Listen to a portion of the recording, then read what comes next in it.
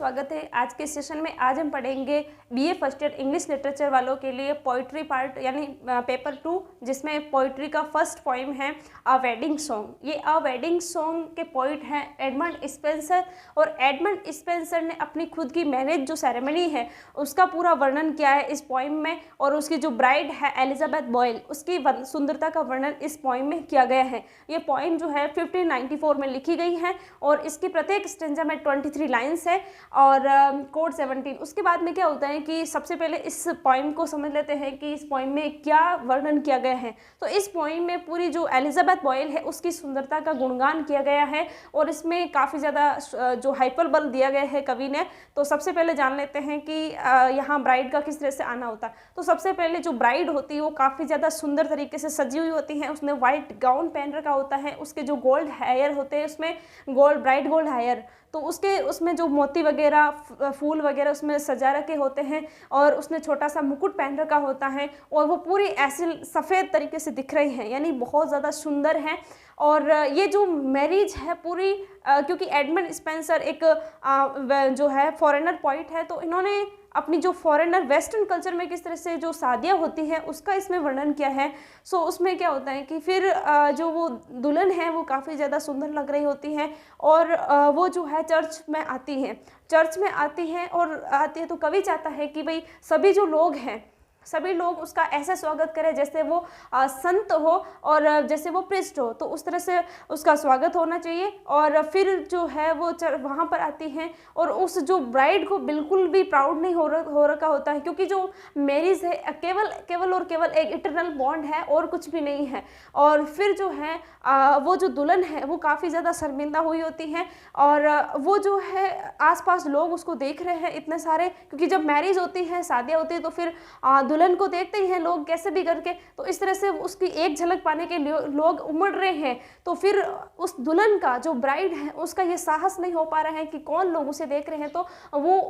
ऊपर अपनी नज़र ऊपर उठाकर भी उनको नहीं देख पा रही है, यानी उसकी आंखें नीची नज़र नीची है और वो एक काफ़ी ज़्यादा शर्मिंदा भी है। मतलब साइनेस है उसमें, शर्मिंदा वो वाला शर्मिंदा नहीं, यहाँ पर शर्मिंदा इस तरह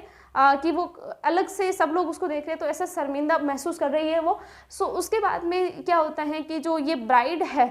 वहाँ पर जहाँ मैरिज हो रही होती है, यानी जहाँ पर जो धार्मिक कार्य होता है ना शादी के टाइम के, सो वहाँ इनके जो वेस्टर्न कल्चर में वह चर्च में होते हैं इस तरह से, तो चर्च में वहाँ आते हैं और वहाँ पर जो है ये लोग उनका स्वागत करते हैं और उनको आदर के साथ वहाँ लाया जाता है। और फिर जो है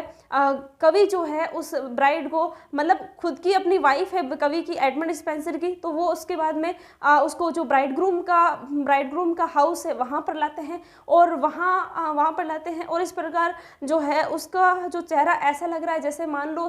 प्योर सफ़ेद बर्फ़ हो, यानी बहुत ज़्यादा सुंदर तरीके से दिख रहा है। उसके बाद में ये होता है कि जो कवि अपनी जो शादी का दिन है उसको बहुत ही ज़्यादा आनंद के साथ में मनाना चाहता है, बहुत ही ज़्यादा खुश हैं और कवि जो है इसमें सभी लोगों से कह रहा है कि आप बिना किसी रुकावट के आप शराब को पियो, और केवल कप तो छोटा होता है और गिलासें बड़ी होती है, तो आप कप के द्वारा नहीं बल्कि जो बड़ी बैली मतलब बड़ी वाली गिलासें होती है उसके द्वारा आप पियो। देखो जी, ये ड्रिंकिंग करना है ये शादियों में I think not allowed and ये फेयर नहीं है बिल्कुल भी, क्योंकि है ना